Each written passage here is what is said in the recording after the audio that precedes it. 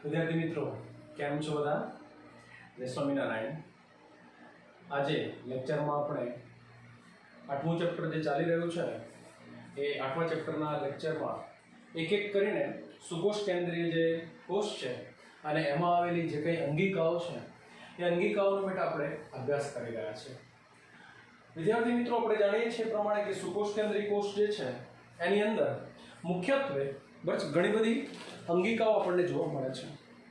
સુકોષ કેન્દ્રી કોષમાં જોવા મળતી આ બધી જે અંગિકાઓ છે એ અંગિકાઓ એક ચોક્કસ પ્રકારના કાર્ય સાથે સંકળાયેલી હોય અને કોષના જે કંઈ કાર્યો છે એ કાર્યોમાં શું કરે તો સાહેબ ભાગ લે છે। વિદ્યાર્થીઓ આપણે જાણીએ પ્રમાણે કે ગયા લેક્ચરમાં આપણે સમજૂતી આપેલી કે વનસ્પતિ કોષમાં કોષ દિવાલ આવેલી હોય, प्राणी कोषों में क्यारे कोष दीवाल होती नहीं। एना पछीनो एक सरस मजानो टॉपिक पण आपणे भण्या हता के कोषमां आवेली કેટલીક अंगिकाओ भेगी मळी अने अंतःपटलमय तंत्रनी रचना करे छे। तो विद्यार्थी मित्रों आपणे एवुं कह्युं के गोल्गिकाय छे, पछी अंतःकोष रसजाળ छे, पछी ए ज रीते लाइसोसोम्स छे, रसधानी जे छे, आ बधी ज अंगिकाओ शुं करे तो साहेब आ बधी अंगिकाओना जे कार्यो छे એ કાર્યો એકમેક સાથે સંકલિત હોય, કાર્યો એકબીજા સાથે એમના જોડાયેલા હોય માટે તેઓ કોષની અંદર એક આખું માળખું બનાવે, એક આખી નલિકામય જાળીમય રચના બનાવે બરાબર। અને આમ કોષની અંદર તેઓ શું કરે તો અંતઃપટલમય તંત્રની રચના કરે છે। જ્યારે કેટલીક અંગિકાઓ એવી પણ છે કે જેઓ બરાબર પોતાના કાર્યો સ્વતંત્રપણે કરે છે, જેમ કે કણાભસૂત્ર છે, हरितकण नामनी अंगिका है बराबर, ए पोते पोतानी रीते स्वतंत्र कार्य करता होय छे। तो विद्यार्थी मित्रों आजना लेक्चर में आपणे अंतःपटलमय जे तंत्र छे ए अंतःपटलमय तंत्रनी अंदर पहली एक अंगिकानो आपणे अभ्यास करीए छे बराबर छे, गोल्गिकाय बराबर। आ गोल्गिकाय आने आपणे जो बीजा शब्दोमां बोलवुं होय तो आने ज आपणे बीजा शब्दोमां गोल्गी संकुल तरीके पण ओळखी शकीए छे। विद्यार्थीओ आपणे खबर पड़वी जोईए કે અહીં દરેક અંગિકા એક ચોક્કસ પ્રકારના કાર્ય સાથે સંકળાયેલી છે। વિદ્યાર્થીઓ અહીં અંગિકા જે છે એની આપણે શરૂઆત કરીએ, એની થોડીક સમજૂતી આપીએ બરાબર, એટલે આપણને ખબર પડે। હંમેશા ધ્યાન રાખવાનું કે ગોલ્ગિકા નામની અંગિકા એ બધા જ સુકોષ કેન્દ્રી કોષો જે છે એ બધા જ સુકોષ કેન્દ્રી કોષોમાં હાજર હોય। એટલે પહેલા તો મેં તમને અહીંયા સમજૂતી આપી કે ક્યાં જોવા મળે છે, કઈ જગ્યાએ હાજર હોય। तो બધા જ સુકોષ કેન્દ્રી કોષો જે છે એ બધા જ સુકોષ કેન્દ્રી કોષોમાં આ અંગિકા આવેલી હોય। જ્યારે આદિકોષ કેન્દ્રી કોષો એટલે કે પ્રોકેરિયોટિક કોષ કહેવાય, બેક્ટેરિયાનો કોષ કહેવાય, તો આદિકોષ કેન્દ્રી જે કોષ છે એમાં આ અંગિકાનો અભાવ હોય। બેટા આપણે આગળ કહ્યું છે આદિકોષ કેન્દ્રી કોષ એટલે શું કે જેમાં એક પણ પટલમય અંગિકાઓ હોતી નથી। तो तमने खबर पड़ी गई कि आदिकोष केंद्री कोष के जेमां अंगिकानो शुं होय अभाव होय। हवे बधा ज सुकोष केंद्री कोषमां पण बेटा एवुं जरूरी नथी के आ अंगिका जोवा ज मळे छे। सुकोष केंद्री कोषमां કેટલાક એવા પણ કોષો છે કે જેમાં આ અંગિકાનો અભાવ હોય, આ અંગિકા ગેરહાજર હોય।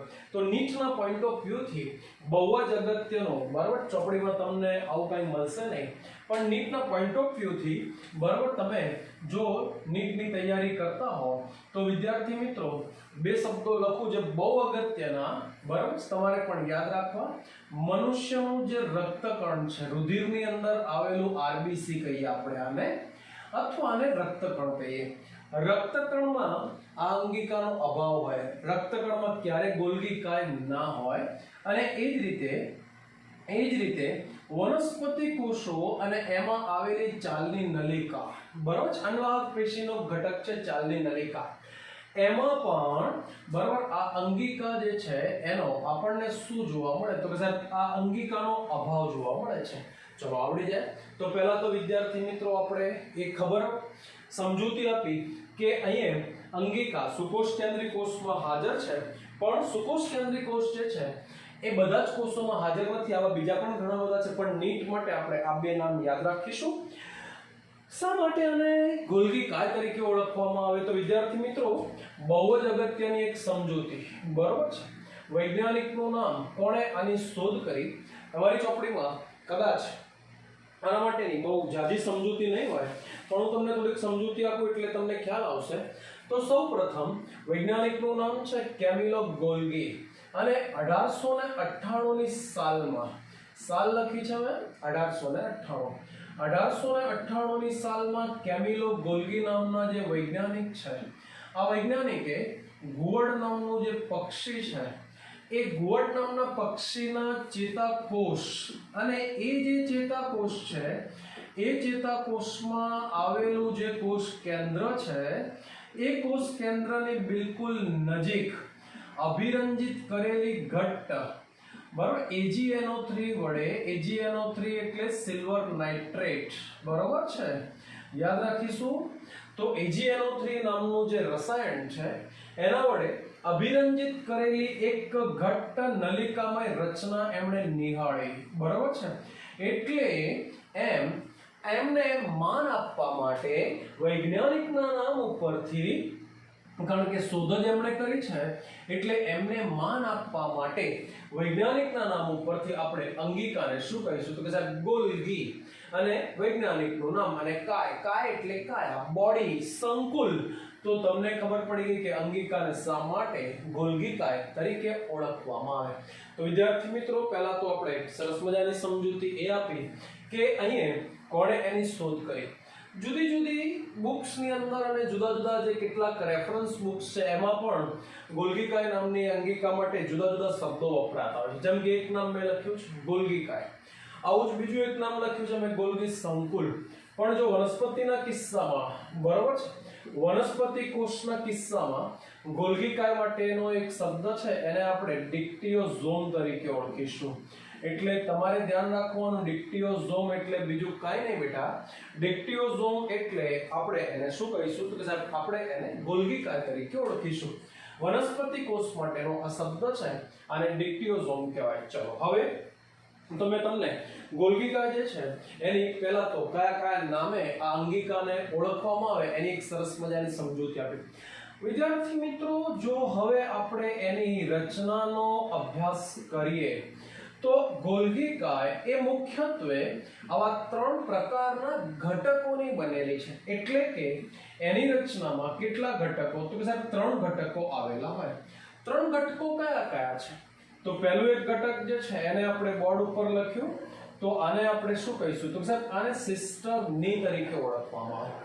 બીજું એક ઘટક જે છે તો એને આપણે નામ આપીશું, તો એ જે છે એને આપણે શું કહીએ તો સાહેબ એને પુટિકાઓ તરીકે ઓળખવામાં આવે. અને ત્રીજું ઘટક જે છે એ ત્રીજા ઘટકને આપણે શું કહીએ તો સાહેબ એને નલિકાઓ તરીકે ઓળખવામાં આવે. ચલો વિદ્યાર્થીઓ, હવે તમને યાદ રહી જશે કે પ્રત્યેક ગોલ્ગીકાય નામની જે અંગિકા છે એ ગોલ્ગીકાય નામની અંગિકા કેટલા ઘટકોની બનેલી છે બેટા? તો તમે કહી શકો કે સર પ્રત્યેક ગોલ્ગીકાય નામની અંગિકા 3 ઘટકોની બનેલી છે. હું જ્યાં પેન ફેરવું એને તમે જોઈ શકો છો તો કે સાહેબ આ જે રચના છે બરાબર, પૂતળીમય રચના, તો આને આપણે શું નામ આપ્યું તો સાહેબ આને સિસ્ટરની કહેવાય. ફરી પાછું એ જ રીતે બહારની બાજુ આવી ગોળ લંબગોળ બરાબર જે રચના છે, જો પેન ફેરવું આ ગોળ લંબગોળ આ જે રચનાઓ છે એને આપણે શું કહીશું કે પુટિકાઓ. અને સિસ્ટરની સાથે સંકળાયેલી આવી જે રચના જેને હવે આપણે શું કહીએ તો નલિકાઓ કહેવાય. દરેક ઘટક એ ગોલ્ગીકાય માટે બહુ જ અગત્યનો કહેવાય. બોર્ડ ઉપર જરા ધ્યાનથી જોઈશું, કેટલીક ચોપડીની બહાર અને નીટ માટેની કેટલીક સમજૂતીઓ પણ જોડે જોડે આપતો જઈશ. એટલે વિદ્યાર્થી મિત્રો બધા જ કોન્સન્ટ્રેટ કરી અને વિડીયોમાં બિલકુલ ધ્યાનથી નિહાળે તો તમને ખ્યાલ આવે કે સાહેબ શું ભણાવે છે. જુદી જુદી જે રચનાઓ છે એમાં જે ઘટકો છે એમાં પહેલો ઘટક જે આપણે કહ્યો છે શું છે તો સાહેબ પહેલો ઘટક સિસ્ટરને છે. ટૂંકમાં વિદ્યાર્થી મિત્રો એવું કહી શકાય કે ગોલ્ગીકાયની રચનામાં બિંબાકાર, બરોબર, ફરી બોલો એક વખત, ગોલ્ગીકાયની રચનામાં ચપટી કોથળીઓ સ્વરૂપે આવેલી બિંબાકારની આ રચના કે જેને હવે આપણે શું કહીશું તો કે સાહેબ એને સિસ્ટરની તરીકે ઓળખવામાં આવે. તો સૌપ્રથમ ચપટી બિંબાકારની કોથળી બરોબર સ્વરૂપની રચના કે જેને આપણે શું કહ્યું તો કે સાહેબ જેને સિસ્ટરની તરીકે ઓળખવામાં આવે. અહીં તમે જુઓ તો આકૃતિમાં 3 સિસ્ટરનીઓ મેં દોરેલી છે. ઓકે, પ્રત્યેક સિસ્ટરની ખાસિયત એ છે કે સાહેબ પ્રત્યેક સિસ્ટરની છે ને એ ચપટી કોથળીવાળી રચના છે અને દરેક સિસ્ટરની એક ઉપર એક કેવી રીતે તો કે સાહેબ એક ઉપર એક થપ્પીમાં ગોઠવાયેલી હોય. તો આ એક સિસ્ટરની એની ઉપર આ બીજી સિસ્ટરની એની ઉપર આ ત્રીજી સિસ્ટરની. તો વિદ્યાર્થી મિત્રો પહેલા સ્ટુડન્ટ્સ તમને ખબર પડી ગઈ કે ચપટી કોથળી જેવી બિંબાકારની જે રચના જેને આપણે શું નામ આપ્યું તો સિસ્ટરની કહેવાય અને સિસ્ટરનીઓ બરાબર તે એક ઉપર એક થપ્પીની માફક ગોઠવાયેલી હોય. જો પ્રત્યેક સિસ્ટરનીનો અભ્યાસ કરવામાં આવે તો કે સાહેબ પ્રત્યેક સિસ્ટરની છે ને 0.5 થી ચાલુ કરી અને 1 માઇક્રોમીટર જેટલો વ્યાસ ધરાવતી હોય. તો વિદ્યાર્થીઓ નીટ માટે અને બીજી અન્ય પરીક્ષાઓ માટે પણ વ્યાસ યાદ રાખીશું આપણે. તો કે પ્રત્યેક સિસ્ટરની જે છે એ પ્રત્યેક સિસ્ટરની જે છે એ 0.5 થી ચાલુ કરી અને 1 માઇક્રોમીટર જેટલો શું ધરાવે છે તો વ્યાસ ધરાવે છે. મેં કહ્યું એ પ્રમાણે કે બધી જ સિસ્ટરનીઓ એકબીજાને સમાંતર એક ઉપર એક બરાબર થપ્પીમાં ગોઠવાયેલી હોય. મોટે ભાગે દરેક કોષની અંદર લગભગ એમની જે સંખ્યા છે એ 3 થી 4 સુધીની હોય. બરાબર છે. પણ વૈજ્ઞાનિકોએ શોધી કાઢ્યું છે કે અહીં સિસ્ટરની જે સંખ્યા છે એ જુદા જુદા કોષોમાં જે કોષો છે એ જુદા કોષોમાં એમની સંખ્યામાં પણ આપણને જુદાપણું જોવા મળે. ટૂંકમાં એમની સંખ્યામાં પણ આપણને વિવિધતા જોવા મળે. જુદા કોષોમાં બરાબર કોષ કયા પ્રકારનો છે એ કયા કાર્ય સાથે સંકળાયેલો છે બરાબર એ રીતે એમના કોષોમાં એમની સંખ્યામાં પણ જુદાપણું જોવા મળે. કેટલાકમાં 3 કરતા 4 કરતા પણ વધારે સિસ્ટરની એકબીજાને સમાંતર થપ્પીની માફક ગોઠવાયેલી હોય. તો વિદ્યાર્થી મિત્રો મેં તમને એક સિસ્ટરનીની સરસ મજાની સમજૂતી આપી. જો સિસ્ટરનીનો વિગતવાર અભ્યાસ કરવામાં આવે તો પ્રત્યેક જે સિસ્ટરની છે એ પ્રત્યેક સિસ્ટરની પાસે છે ને બેટા આવા 2 છેડા આવેલા હોય. કેટલા છેડા કીધા આપણે તો કે સાહેબ 2 છેડા આવેલા હોય. 2 છેડા જેમાં એક છેડો જે પરિપક્વ છેડો કહેવાય. પરિપક્વ છેડો જેના માટેનો શબ્દ મેં બોર્ડ ઉપર લખ્યો તો અને ટ્રાન્સ છેડો કહેવાય. હવે જે મેં એરો કરીને બતાવ્યો છે આ એરો વાળો ભાગ એ એનો ટ્રાન્સ છેડો કહેવાય અને બીજો છેડો જે છે એ આપણે શું કહીશું તો કે સાહેબ આ સિસ છેડો તરીકે ઓળખાય અને એ નિર્માણકારી છેડો કહેવાય. બરાબર છે. અને આ છેડાની ખાસિયત એ છે કે આ છેડો હંમેશા આગળ આપણે અંગિકા એક ભણીને આવ્યા છે અને અંગિકાનું નામ છે અંતઃકોષરસ જાળ. આને ટૂંકમાં ER પણ કહેવાય, એન્ડોપ્લાઝમિક રેટિક્યુલમ. બરોબર છે. એ અંતઃકોષરસ જાળ જે છે એની તરફ એનું મોઢું ગોઠવાયેલું હોય. વિદ્યાર્થીઓ મારી તરફ જરા ધ્યાનથી જુઓ. બરાબર, તમે એવું સમજો કે આ એક શું છે તો કે સાહેબ આ એક સિસ્ટરની છે અને સિસ્ટરની મેં આમ બતાવી, તમને દેખાય છે તો કે સાહેબ એની પાસે 2 સપાટી છે. 2 સપાટી જેમાં એક બહારની આ બહિર્ગોળ સપાટી કહેવાય અને આ ઉપર અંદરની બાજુ એ અંતર્ગોળ સપાટી છે. બહિર્ગોળ સપાટી બરાબર જેને શું નામ આપ્યું તો કે સાહેબ જેને આપણે ટ્રાન્સ છેડો કીધો છે, પરિપક્વ છેડો કહેવાય અને આ અંતર્ગોળ સપાટી. તો આ અંતર્ગોળ સપાટી આને આપણે શું કહીશું તો કે સાહેબ એને આપણે સિસ છેડા તરીકે ઓળખીશું. અને આ છેડો હંમેશા કઈ બાજુ મોઢું રાખીને ગોઠવાયેલો તો કે સાહેબ ER બાજુ. ER એટલે તો કે સાહેબ અંતઃકોષરસ જાળ, એન્ડોપ્લાઝમિક રેટિક્યુલમ બાજુ. કેમ તો કે એનું પણ એક મહત્વ છે. એ કેમ એ રીતે ગોઠવાયેલો હોય બરાબર એની પણ એક અગત્યતા છે. કારણ એ કે અંતઃકોષરસ જાળમાં જે દ્રવ્યો ઉત્પન્ન થાય છે બરાબર, જેમ કે પ્રોટીન બને છે, લિપિડ બને છે, પણ એ બધા દ્રવ્યો એવા છે કે જેને સીધા કોષ દ્વારા વપરાશમાં લઈ શકાતા નથી. એટલે આ બધા જે દ્રવ્યો ER માંથી બને બરોબર છે એ અંતઃકોષરસ જાળમાંથી જે દ્રવ્યો સ્ત્રાવ પામે, સંશ્લેષણ પામીને સ્ત્રાવ પામે, એ કોષમાં મુક્ત થતા પહેલા આ સિસ છેડેથી શું કરે તો કે સાહેબ સિસ્ટર્નીમાં પ્રવેશે. તો વિદ્યાર્થીઓ તમને ખબર પડી ગઈ કે શા માટે સિસ વાળો છેડો ER તરફ મોઢું રાખીને ગોઠવાયેલો હોય. ઓકે, બરાબર. અને પછી આ સિસ્ટરની એ દ્રવ્યમાં ફેરફાર કરે, એમાં રૂપાંતર કરી અને પછી એ દ્રવ્યને શું કરે, પરિપક્વ બનાવે, એ દ્રવ્યને યોગ્ય બનાવે અને પછી કોષની બહાર એને મુક્ત કરી આપે પુટિકાઓ દ્વારા. તો એક સરસ મજાની સમજૂતી, બહુ સરસ રીતે તમારા મગજમાં ઉતરી જાય એ રીતે મેં એક સરસ ટોપિક શીખવાડ્યો, બરાબર, ગોલ્ગી કાય. અને એમાં પણ એક સરસ ટોપિક આપણે શું ભણ્યા, તો સાહેબ એક સરસ ટોપિક સિસ્ટરની ભણ્યા. ધ્યાન રાખવાનું કે બંને છેડા એકબીજાથી અલગ છે, એકબીજાથી કેવા છે, તો સાહેબ એકબીજાથી વિપરીત છે. અને બંને છેડાની ખાસિયત એ છે કે એકબીજાથી વિપરીત હોવા છતાં પણ તેઓ એકબીજા સાથે જોડાયેલા છે. કેવા છે? જોડાયેલા. ચલો રેડી. હવે બીજો ભાગ જરા ધ્યાનથી જુઓ. તો કે સાહેબ બીજો ભાગ જે છે હવે આ તમારી ચોપડીમાં નથી, બરાબર, છતાંય આપણે નીટના પોઈન્ટ ઓફ વ્યૂથી સમજીએ તો તમને થોડો ખ્યાલ આવે. બીજો ભાગ જે છે પુટિકાઓ છે. પુટિકાઓ તો કે સાહેબ અહીં આપણે એવું કહીએ કે સાહેબ સિસ્ટર્નીના છેડે આવેલી કેવી, તો કે સાહેબ ગોળ કે લંબગોળ રચનાઓ. ગોળ કે આ લંબગોળ જે રચનાઓ છે, આ રચનાઓને હવે આપણે શું કહીએ, તો કે સાહેબ એમને પુટિકા કહેવાય. ટૂંકમાં જ્યારે સિસ્ટર્નીમાં દ્રવ્ય ફેરફાર પામી જશે, બરાબર, આને ભાગ દોર્યો છે બીજું કંઈ નહીં પરંતુ સિસ્ટરની જે છે એની અંદર પારદર્શક દ્રવ્ય આવેલું હોય. આ જે પારદર્શક દ્રવ્ય આવેલું હોય એના માટે એક અંગ્રેજી નામ છે, ચોપડીમાં નથી. બધા જ વિદ્યાર્થીઓ હે એ તમારી બુકમાં જ્યાં જગ્યા મળે ત્યાં લખતા જાય. આને નોટ્સ કહેવાય. શું કહેવાય?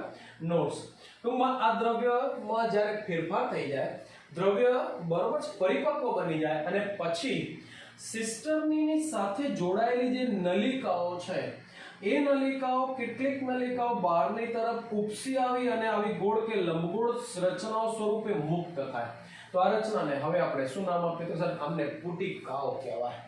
એના પછીનો બહુ અગત્યનો ભાગ, તો બહુ અગત્યના ભાગને આપણે શું કહીશું સાહેબ, એને નલિકાઓ કહેવાય. શું કહેવાય બેટા? તો એને આપણે નલિકાઓ કહીશું. નલિકાઓ એમની ખાસિયત એ છે કે તેઓ સિસ્ટરની સાથે સંકળાયેલી હોય.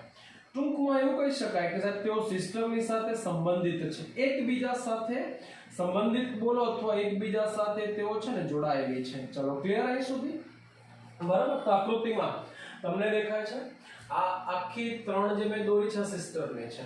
પછી આ જે બ્લેક કલરની જે મેં રચના દોરી છે, આ રચના બીજું કંઈ નહીં પરંતુ આ નલિકાઓ છે. દેખાય છે?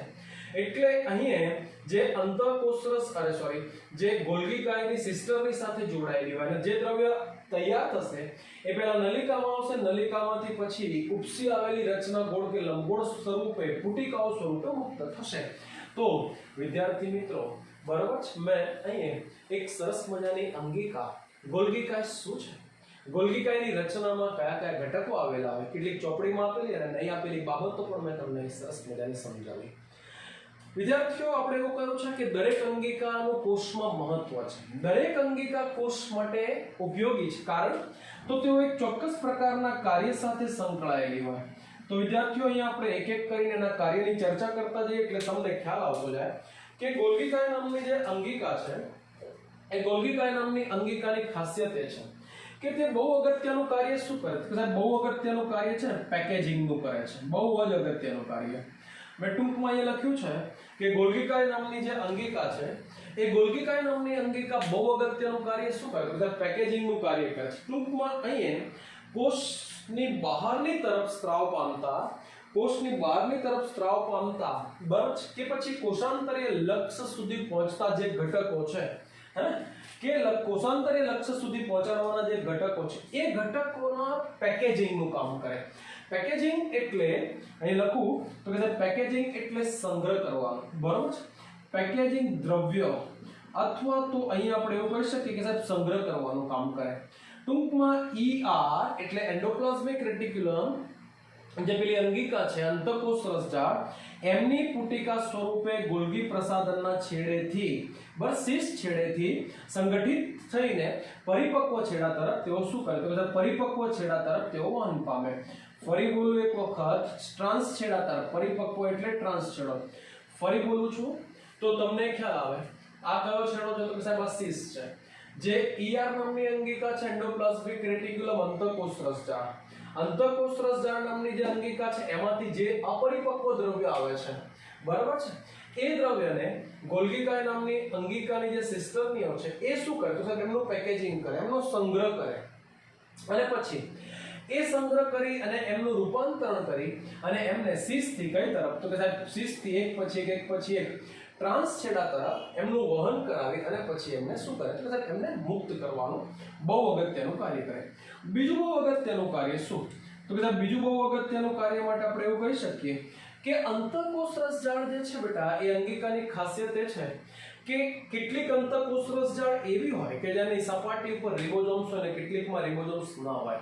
તો અંતઃકોષ રસજાળ જે છે એની સપાટી ઉપર આવેલી જે રિબોઝોમ્સ નામની અંગિકા છે એમના દ્વારા જે પ્રોટીન છે, જે પ્રોટીન તૈયાર થાય છે, એ જે પ્રોટીન છે એ પ્રોટીનને શું કરે તો કે સાહેબ એ પ્રોટીનનું સંશ્લેષણ રિબોઝોમ દ્વારા હે ને અંતઃકોષ રસજાળની જે સપાટી છે એ સપાટી ઉપર ગોલ્ગી પ્રસાધનના ટ્રાન્સછેડા ઉપરથી મુક્ત થતા પહેલા એમાં શું કરી આપે તો સાહેબ એમાં જરૂરી ફેરફારો કરી આપે. તો આ બીજું એક બહુ અગત્યનું કાર્ય કે ER અને એની સપાટી ઉપર આવેલી બહુ અગત્યની અંગિકા કઈ તો કે સાહેબ રિબોઝોમ્સ. રિબોઝોમ્સનું બહુ અગત્યનું કાર્ય તો કઈ સાહેબ પ્રોટીનનું. બરાબર, પ્રોટીનનું શું કરવાનું તો કે સાહેબ પ્રોટીનનું નિર્માણ કરવાનું. તો રિબોઝોમ્સ દ્વારા સંશ્લેષિત જે પ્રોટીન છે એ પ્રોટીન ગોલ્ગી પ્રસાધન એટલે જીબી ગોલ્ગી બોડી કહીશું આપણે, અને એ પ્રસાધનના બરાબર કયા તો કે સાહેબ ટ્રાન્સછેડા ઉપરથી મુક્ત થતા પહેલા આ જે પ્રોટીન છે એ પ્રોટીનની રચનામાં શું કરી આપે તો કે સાહેબ એ પ્રોટીનની રચનામાં ફેરફાર અથવા રૂપાંતરણ કરી આપે. કારણ એ છે કે અંતઃકોષ રસજાળની સપાટી ઉપરથી જે પ્રોટીન મુક્ત થયું છે બરાબર છે એ યુઝ કરવા લાયક નથી, એ ઉપયોગમાં લેવા જેવું નથી કોષ દ્વારા, એટલે હજુ એના બંધારણમાં થોડોક ફેરફાર બાકી હોય, એનામાં રૂપાંતરણ કરવાનું બાકી હોય, એ કામ આ ગોલ્ગી કાય નામની અંગિકામાં થાય. અને છેલ્લું બહુ અગત્યનું કાર્ય કોષ માટેના બે જરૂરી જે દ્રવ્યો છે, બે જરૂરી દ્રવ્યો, એકનું નામ શું કહ્યું તો કે સાહેબ એકનું નામ ગ્લાયકોપ્રોટીન કહેવાય અને બીજું એક દ્રવ્ય કે જેને હવે આપણે શું કહીશું તો સાહેબ જેને હવે આપણે ગ્લાયકોલિપિડ તરીકે ઓળખીશું.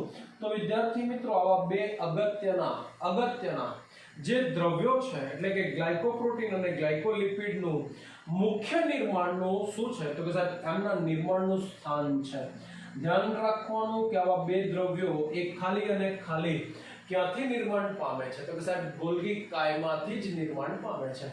તો આઈ થિંક વિદ્યાર્થી મિત્રો મેં તમને સરસ મજાની અંગિકા, એની રચના, એની આકૃતિ બરાબર છે અને છેલ્લે એના કાર્યોની સરસ મજાની સમજૂતી આપી. આઈ હોપ કે તમને બરાબર લેક્ચર ગમશે અને બધા જ તમે મારી ચેનલને લાઈક અને સબસ્ક્રાઇબ કરો અને લેક્ચરને વારંવાર નિહાળીને તમે તૈયાર કરી રાખો.